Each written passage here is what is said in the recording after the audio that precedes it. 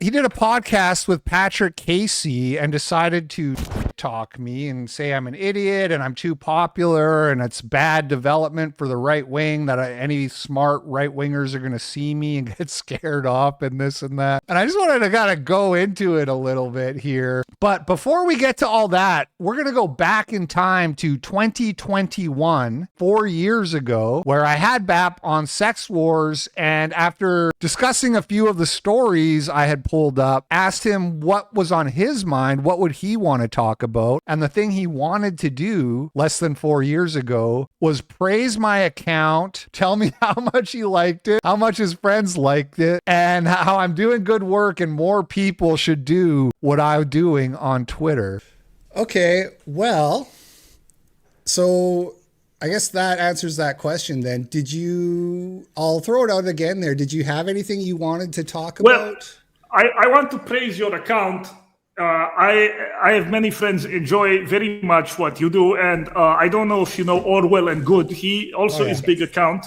Yeah. He does similar, and I just want to encourage people on my side in the frog world or whatever you want to call it, the online right. There are some people who look. They say, "Oh, pointing out hypocrisy." Is not. Eric Prince follows my Twitter account too. We're mutuals, although I wouldn't say we're friends. I've never talked to him, but he does follow me. Good enough. It doesn't harm the other side. I think they forget that the main task is still the discrediting of this regime in front of normal people. And so the kind of rhetoric you and Orwell and Good and other big, very nice accounts do is, I think, very important for waking people up. It does wake up normal people. And if there's anything I want to say on your show is to encourage more people to do what you're doing, or to pick one particular aspect of this regime and expose and embarrass that. For example, I don't know if you know Josiah $5. The reason he liked you back then was because you weren't going as hard on the Jews back then, if I remember correctly. Really makes you think? Thoughtful face emoji. Yes, that's true. I wasn't. And I also had no association whatsoever with Nick Fuentes. I wasn't streaming on Cozy back then. I hadn't gone to AFPAC as a VIP. And there's a couple other reasons I think he's turned on me.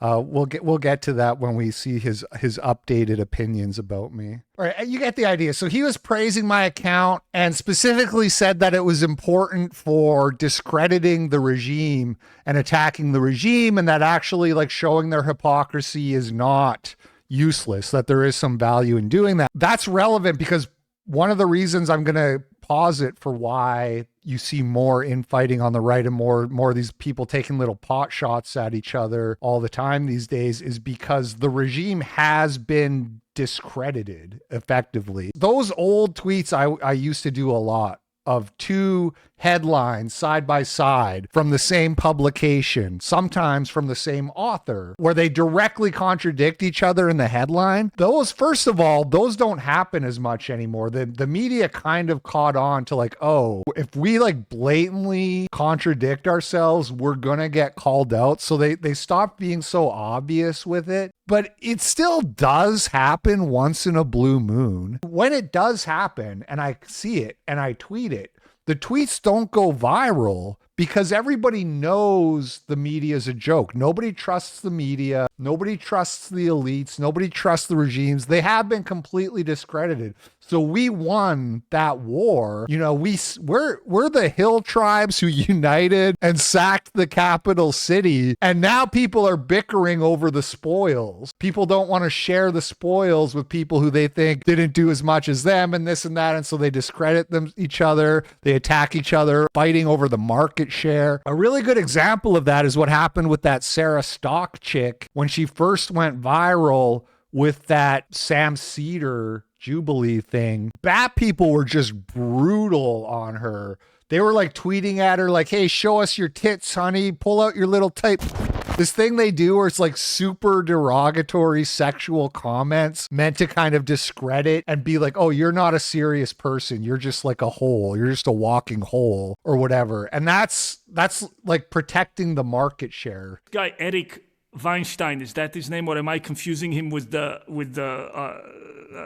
Eric Weinstein's the IDW guy. Okay, I'm not confusing him with the Hollywood director with the Me Too thing. That's Harvey. Anyway, this guy Eric Weinstein, and then he has a super long post on Twitter, which should not be allowed, by the way. We should go back to word limits on Twitter. Yeah. And he's like, my friend Daryl whatever martyr made, but we disagree, but we this and this. And it's like, these two people are idiots. And why do I have to know about their personal history and the pretense that they are major intellectual lights of our time? And here they're having an argument. And which side are you on? Are you on Eric Weinstein or are you on whatever Daryl Martyr made? Yeah. And these two people are stupider than the people who wrote for Weekly Standard, okay?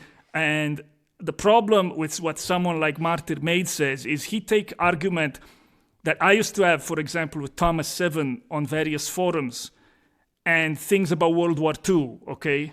And he repeats them in a stupid way, arguments from Ernst Nolte, in a way such that if he was to get into a public debate with someone who knew the history involved, he would get, as people say now, destroyed. He would get one-shotted.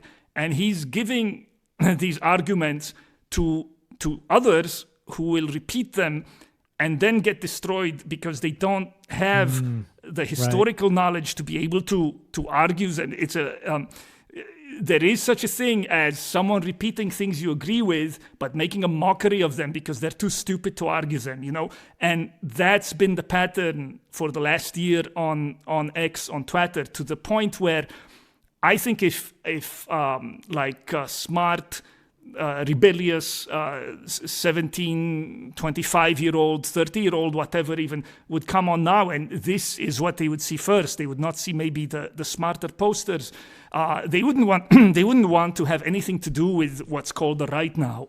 And this is, I think, the danger of what you're calling, they've gotten popular, is the danger of popularity, is that these arguments, these ideas get put into a ghetto and smeared in a kind of agree and amplify ghetto. You see what I'm saying? It doesn't need to be. I'm not saying it's like a conspiracy. It happened maybe organically, but it become a kind of. Let me just pause right there and just to touch on the agree and amplify thing, to which Patrick Casey's just like, yeah, of course. Agree and amplify is one of these things that sounds smart strategically on paper. You're like, oh, our enemies are saying something stupid. Let's pretend we agree with them and promote what they're saying so that we win because they adopt more widely these stupid positions. You hear that and you're like, oh yeah, that's smart. Nobody actually does that in real life. And the thing is, if it was happening, you could point to it. You could be like, look, here's Taylor Lorenz retweeting Martyr Made and pretending she agrees with him or whatever. If it was ubiquitous and this was a big problem, you would be able to point to actual examples and not just talk about it in this abstract term. Agree and amplify ghetto. If I was the left, I would want idiots like Hypocrite and Candace Owens and Martyr Made to be the face of the right, which is what Elon Twitter is doing. Even if it's on 20,000 Pakistani retweets, okay? I would want idiots like Hypocrite, Martyr Made, and Candace Owens to be the face of the right, which is what Elon's Twitter is doing, even if it's 20,000. So there's a lot in such a short amount of time, right? There's, first of all, nobody thinks I'm the face of the right. Nobody thinks that. They don't think it about Martyr Made or Candace Owens either, but they definitely don't fucking think it about me. That's insane. That's discrediting on its face. Why am I living rent-free in your head to where I'm the go-to guy of like, oh, this guy's too popular and he's embarrassing the right wing? I run like a meme page on Twitter, nigga. I run like a shit posting account. It's popular because it has broad appeal. Turns out, if the stuff you post is interesting to the average person, you're going to gain more followers than if your stuff is your niche trivial anecdote about Schopenhauer's disposition towards authentic Spanish cuisine or whatever the fuck it is that you talk about. That's so fucking interesting. You know,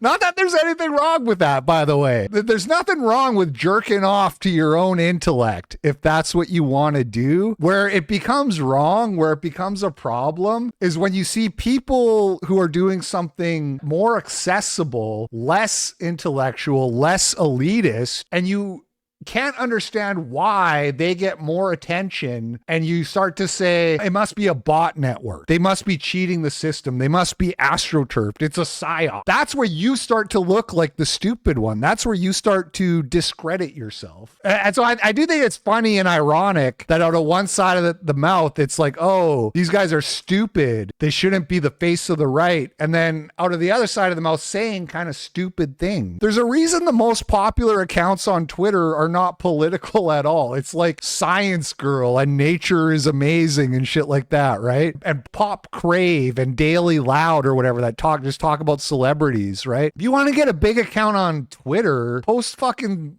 4K slow motion videos of jellyfish swimming. You'll get a big account. It doesn't make you a thought leader. Nobody thinks that. But it's what it's achieving, and I don't know. I think that's a bad development. But whatever. Yeah, no, it definitely is, and in some case, to some extent, it's the price.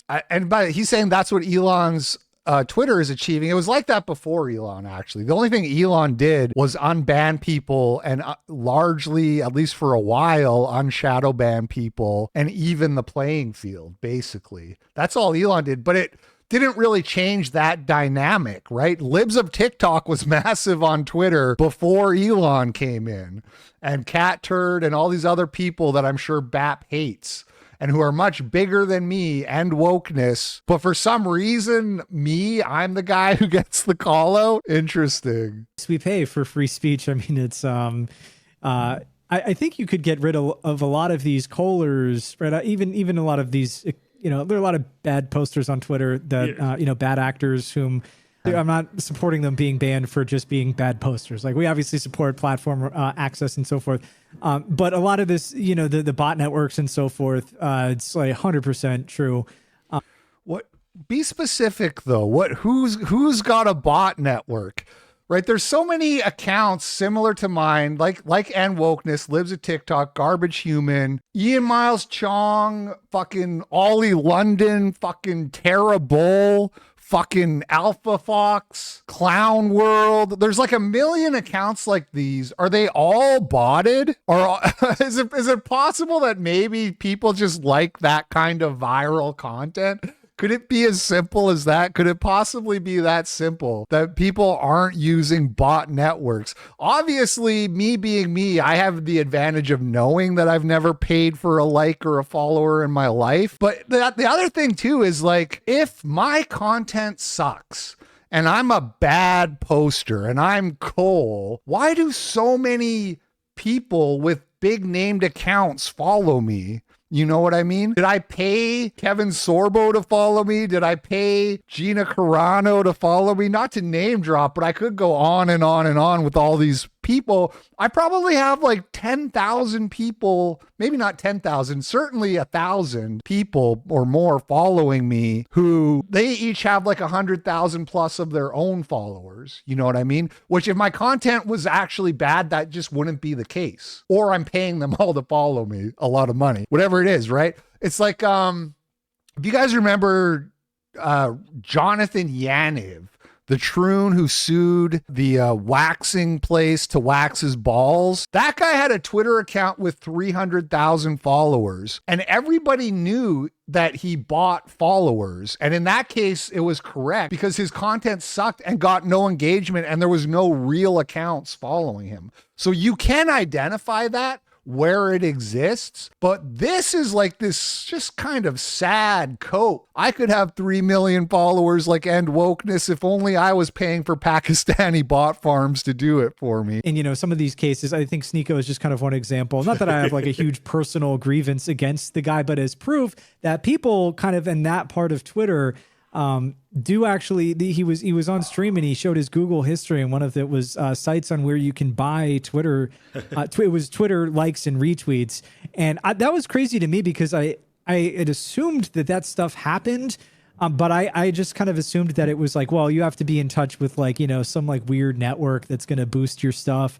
But like, no, you can literally, and I'm not encouraging anyone to do this, obviously, but you can like just straight up put in your credit card on a website and get like 1,000 retweets. And I don't remember from what I saw, it was not like that expensive either. So it's like for sure happening.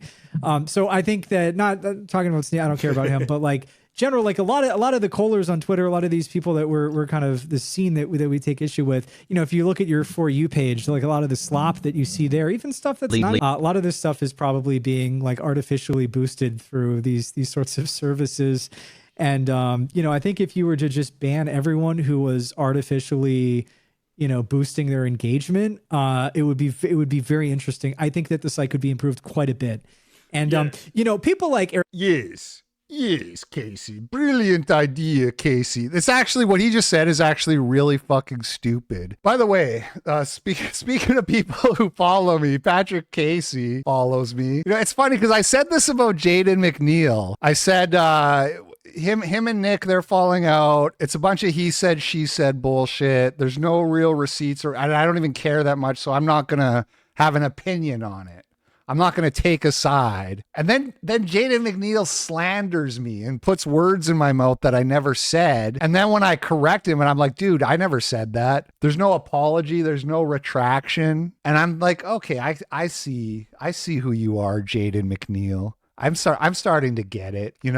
Me and Nick have had our disagreements. We've even had very minor interpersonal drama, you could say. But he's never lied about me. He's never slandered me. He's never done anything that I would consider below the belt or offside. We've never even insulted each other, right? So I'm just kind of like, I get it. And now Patrick Casey, another guy, same thing, falling out. I wasn't there. I don't know. I don't care. But you're my mutual. You follow me, but you're talking about not only how I'm a bad poster and I'm coal and I'm slop and I'm fucking up the website, and the website would be so much better if me and other people were gone, but then you're plotting a little scheme. You're cooking up a little scheme that you can use to get people you don't like banned without having to forego your purported support of free speech, which is to say, oh, well, we'll just ban them for botting their accounts. That might make sense on paper to somebody who doesn't know what the fuck they're talking about, because you're like, oh, well, yeah, if they're cheating the algorithm, they should be banned. Most of us can actually agree with that. The problem is anyone can bot anyone. I could go spend $20 to buy 1,000 likes on your account, and then I can say, oh, look at this, everybody. Patrick Casey is buying likes. Look at how fake and inorganic these likes are. I guess it's time to ban Patrick Casey.